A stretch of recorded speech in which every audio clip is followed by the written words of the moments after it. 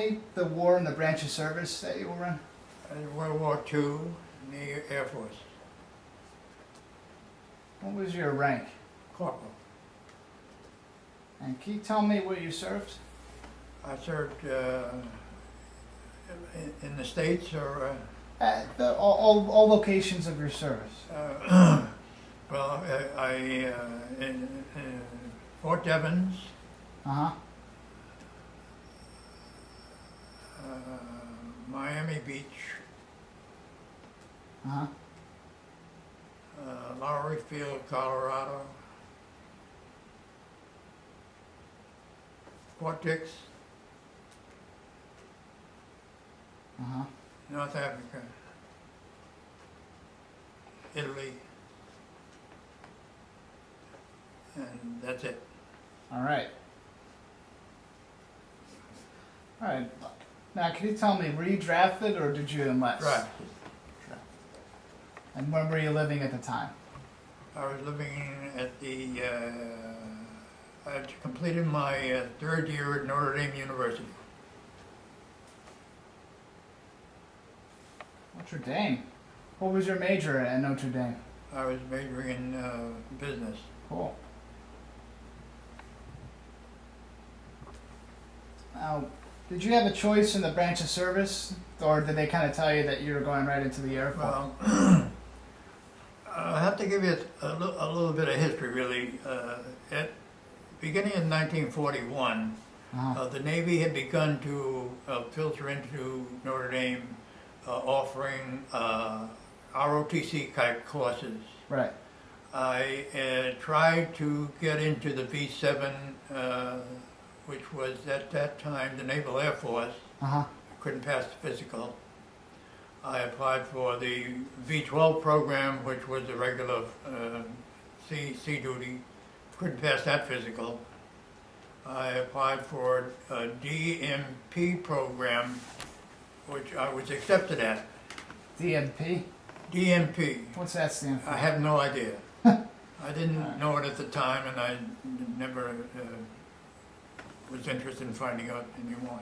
But anyway, so I figured I would be set for the for Navy duty, whatever it was. But they canceled the program about 2 weeks after, and then I went home and had a call from a friend at Notre Dame saying the program had been reinstated. If I could get out there the next day, I would be set for the Navy program. I went to New York. Was not able to get any transportation to South Bend, so as a result, I went home and was drafted. Oh, okay. So from there, so you weren't able to get back to join the DMP program, and how long were you home before you were drafted? About a week. A week. Yeah. And then from there, you joined up with the Air Force. I went to Fort Devens. They enrolled me at Fort Devens, and then Uh-huh. I went to some kind of a camp down at Miami Beach.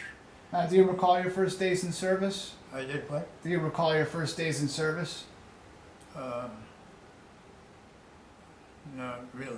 The only thing I recall is the days in Miami Beach. It was hot and humid, and they had us walking down, along the beachfront and whatnot. It being very unpleasant.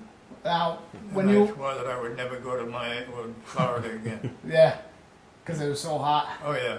Now, were you doing basic training in Miami? No, in Miami you did nothing but do some close order drills. Yeah. That's it. And then they decided they needed armorers, and the bunch of us were shipped out to Lowry Field. Okay. Where's Lowry Field? Lowry Field in Denver, Colorado. In Colorado. Colorado. Is that where they trained you? Yeah. Okay. What was that like? Well, it was guns. You had to strip them and put them back together again in the dark, and Yeah. all of that crap like that. And then I went to Fort Dix, and that was in November, and I was supposed to go overseas in November, but they at that time had U-boat trouble in the North Atlantic, and so we just sat on our ass until early January. So you stayed at Fort Dix from Fort November Dix, to yeah. January? Yeah. And then did you have any leave time at all or any passes to go back home? I was able to, my parents were able to come down to New York for a day around Christmas time, Okay. and that was it. Wow. So from Fort Dix you shipped off to North Africa? Yeah. Now, back to training, do you remember any of your instructors from boot camp or from Not at all. from any of your advanced No. training? No.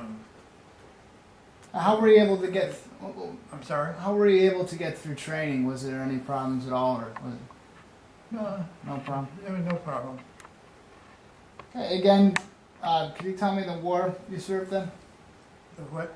You served in World War II, right? World War II. Can you tell me more specifically where exactly you went?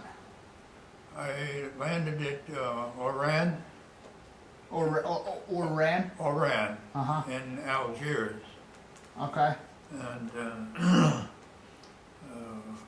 the first air base that well, actually, when it was a replacement depot, and we had a convoy that was equipped with all these replacement soldiers. That I was one of them. Were in a convoy to the air bases that we were assigned to. Uh-huh. And it was a truck convoy, and I remember driving a 10-wheeler loaded with bombs for the ordnance people at the various airports that we stopped in. Uh-huh. And so we drove through the Atlas Mountains in North Africa, and stopped at various cities in North Africa, Algiers, and place west of Algiers that I can't remember the name of anymore. And my first base was a place called Chateau Gun. Chateau Dun? Chateau Gun. Yeah. Now, was that your first and only job assignment over there? What, can you tell me a little bit more about your job assignment? Yeah. An armorer had responsibility for all of the armament on a B-17. This would be the guns and turrets. There were two turrets, two guns in the nose turret, Uh-huh. two in the top turret, Right. two in the ball turret, two waist guns, and two in the tail. The guns and the turrets and the bomb loading and the fusing of the bombs. So you stayed grounded, but you I'm sorry? stayed grounded the whole time? Oh, You grounded the never- whole time. Okay, I couldn't fly. I couldn't pass anything. gotcha. Yeah. Now, did you see combat at all? No, there was some bombing and some strafing, but that's the closest we got. Now, did your unit see any casualties at all? The what? Did your unit see any casualties? I suppose, I don't recall any planes. Well, we lost planes, but I don't know the particulars of it. Can you tell me about a couple of your most memorable experiences while you're over there? Memorable experiences.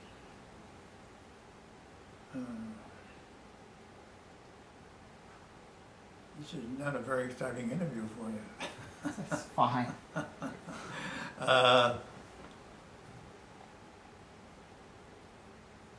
There were no memorable experiences, that I recall. All right. Do you remember if you were awarded any medals or citations? Well, I think whatever the unit was, it was not a personal Uh-huh. medal, but the unit received nothing. And I received, good conduct and all that shit. Right. Uh,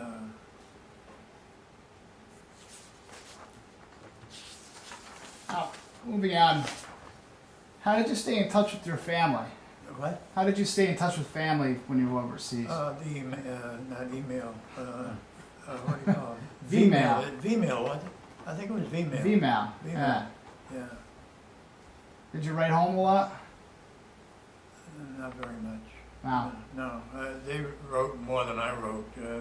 Things were kind of difficult to, Yeah. mail to write on and stuff like that. And Right.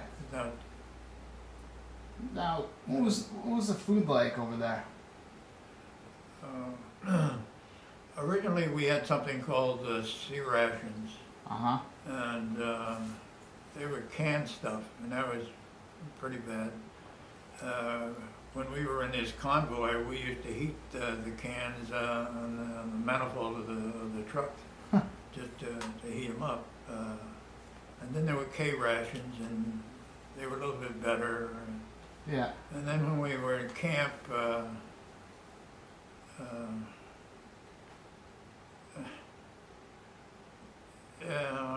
not much you can say about the food. It was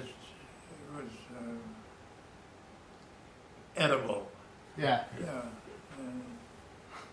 Of course, they didn't have much to work with. Things progressed during the war, and things looked a lot better.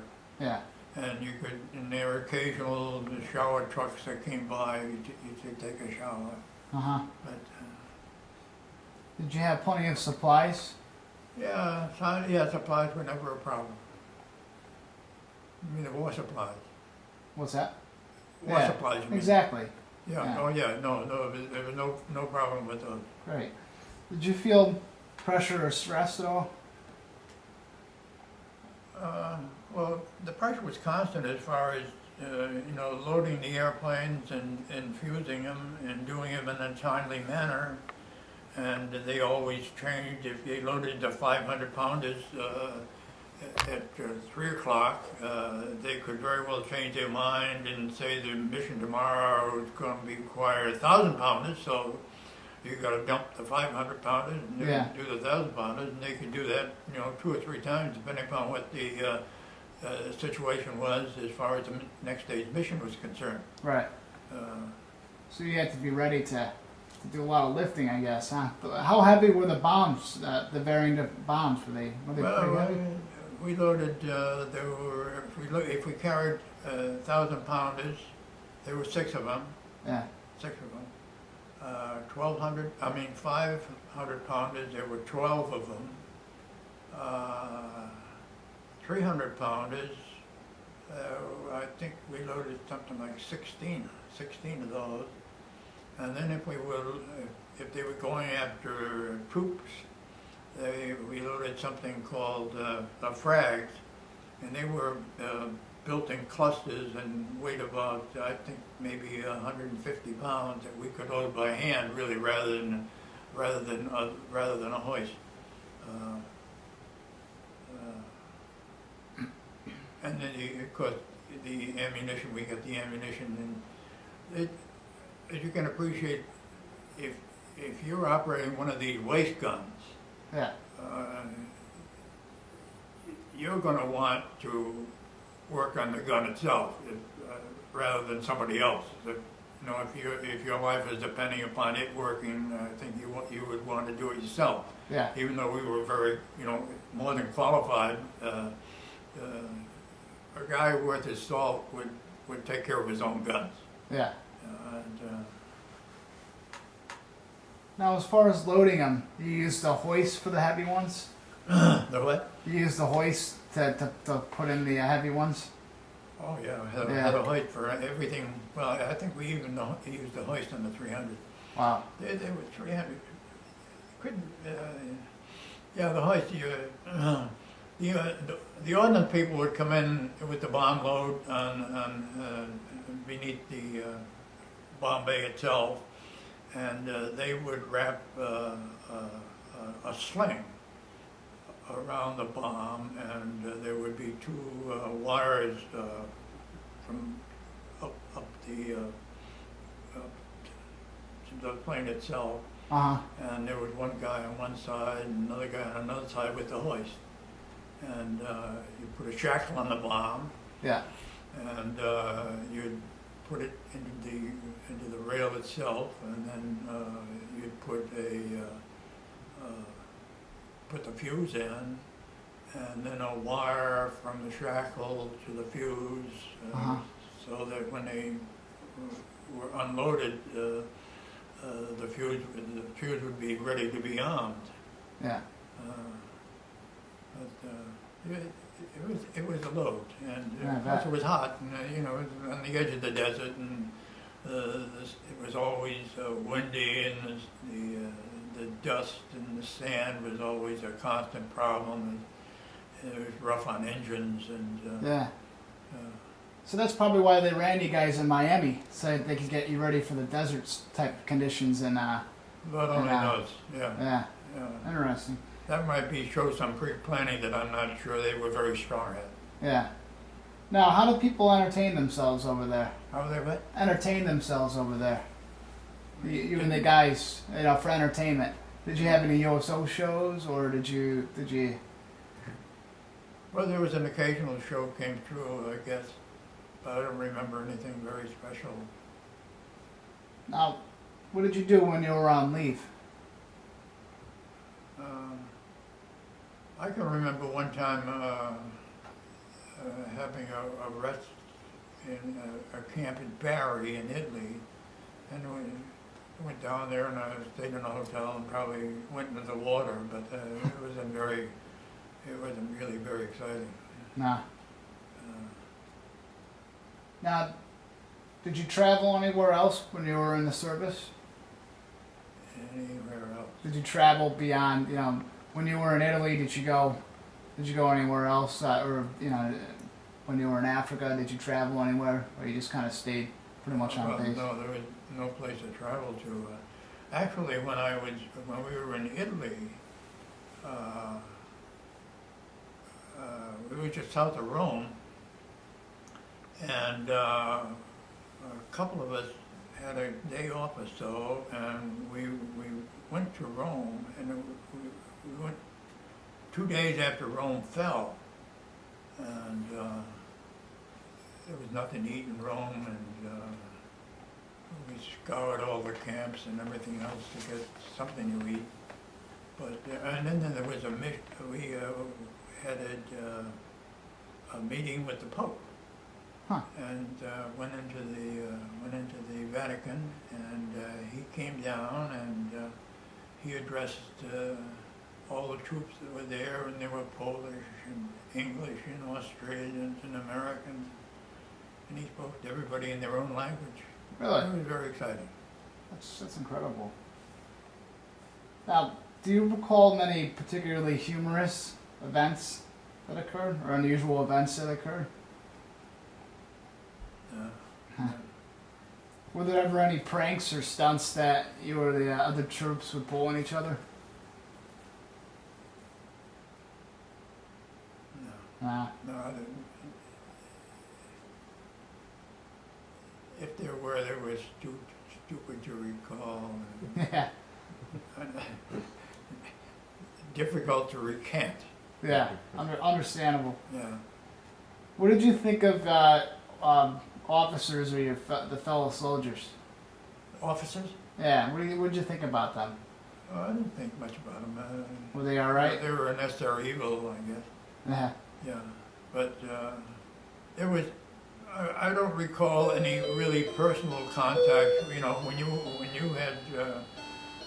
were working, there was no contact with them. You had your instructions, and you did it, and there was no officer looking over your shoulder or anything. Yeah.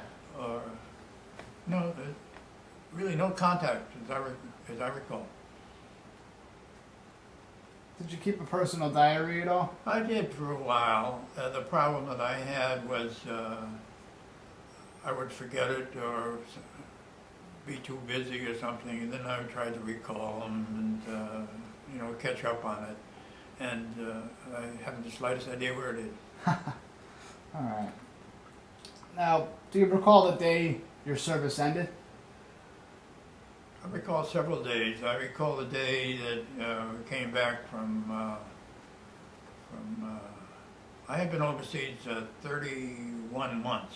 31 months? 31 months. And the unfortunate, I came back in July before the war in Europe was over. And I was going to be on 30-day furlough. Then I was supposed to go to Sioux Falls, South Dakota to train on B-29s and go to the Pacific. I wasn't very happy camper at that. Yeah. Fortunately, the war was over in July, and I was able to get discharged in August and back to school for my senior year in September. So everything worked out well that way. But the thing I remember most about was the trip coming home, because it was in the summer, and you were able to get out on deck.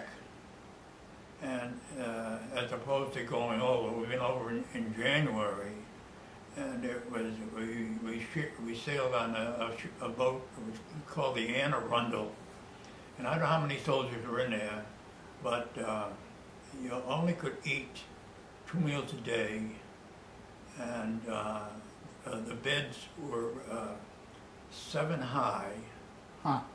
and so that when somebody was coming up or going down, if you had an arm or a leg extended, you would get yourself mad. So it was brutal. It was the only time that I ever volunteered for anything. I volunteered for KP duty because there'd be an extra meal. Yeah. But the one thing I was going to say was the trip back home was nice to the extent that you got freedom of the deck, and we came into Newport News, Virginia, Okay. and there was a band playing there, and it was playing There's No Place Like Home. That's and fitting.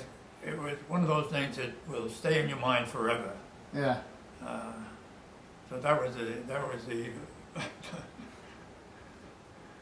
Now you said you hung around for a little bit, but you came back in August, so you went that September right back to Notre Dame?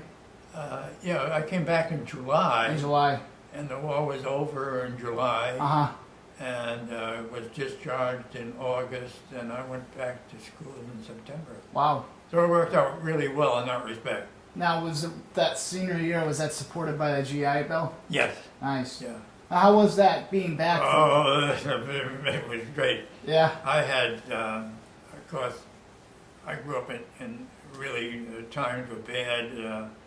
I graduated from high school in 1938. I was 17. Mm-hmm.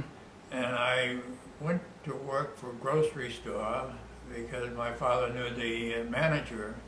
I worked 60 hours a week. I got $15. And guys with families were working the same hours for the same money. You know? Right. Things were really kind of tough in those days. Yeah. And I can recall an older sister found out that there was a lawyer in New London who had set up a fund for needy students who wanted to go to college, but hadn't the wherewithal to do it.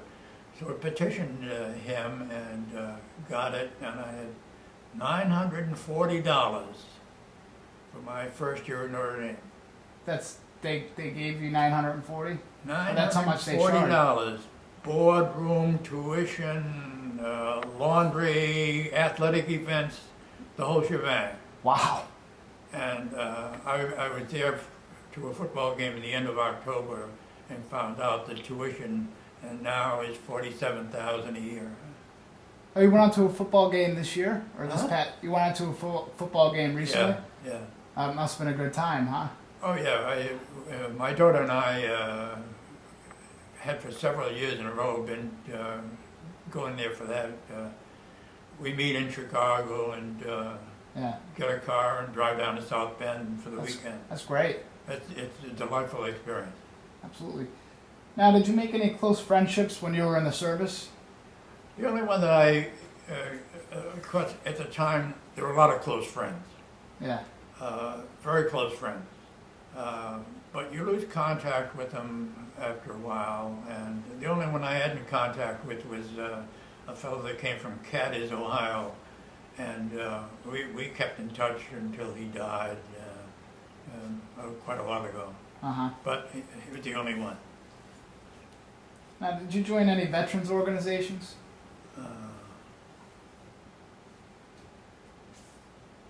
I don't think so. No. Now, afterwards, you finished up school at Notre Dame. What did you go on to do for a career after the war? Well, somewhere in my senior year, you get a lot of people coming by interviewing. Yeah. And there was a fellow from General Electric. Okay.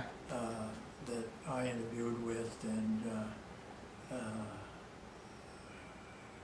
I was impressed with him, and I guess he was impressed with me, and I had an offer of a job with GE in Bridgeport, Connecticut, and so I accepted that and went to work for GE, and I graduated in June. I think went to work for GE in July of '46.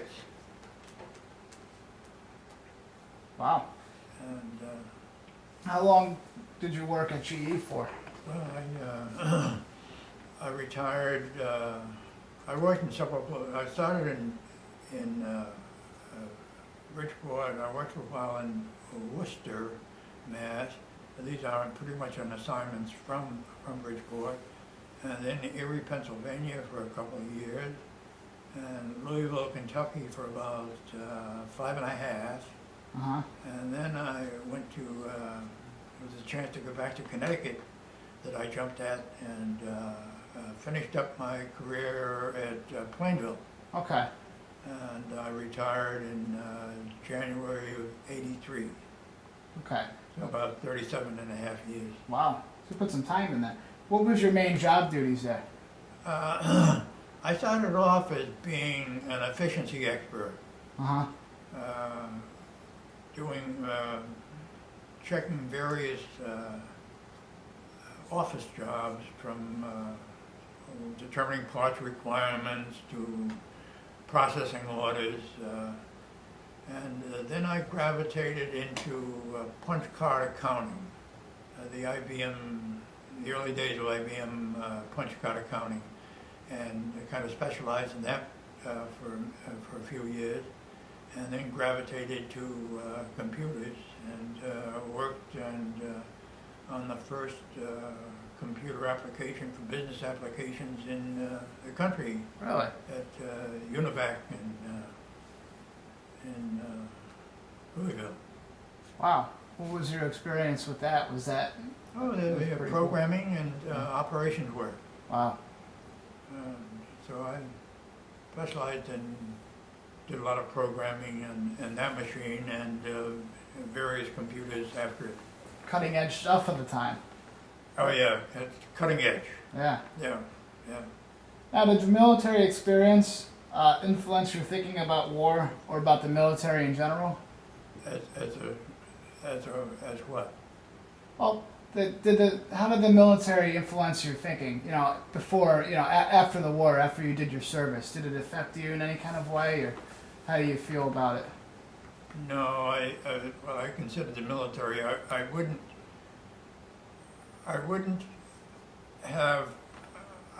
choose the military as a way of life. Yeah. But I'm not saying this in the right way, but I wouldn't not serve, you know, if you know what I mean. Exactly. Yeah. So you did your duty. Yeah, I did my duty. And that was okay. And I did it well. Yeah. You know, Yeah. I was a good soldier, and I was did my duty well. Right.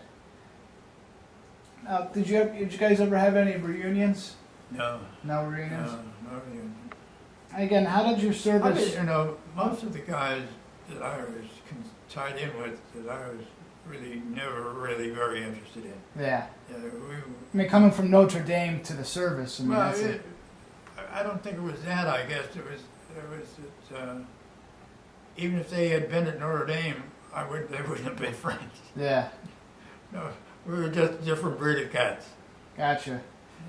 Yeah. How did your service and your experiences affect your life at all, if at all? Well, I think there had to be an effect. Yeah, But time has almost dimmed those memories or the unpleasant aspects of it. yeah, And the only things I remember, the things that we did that, you can be proud of. yeah.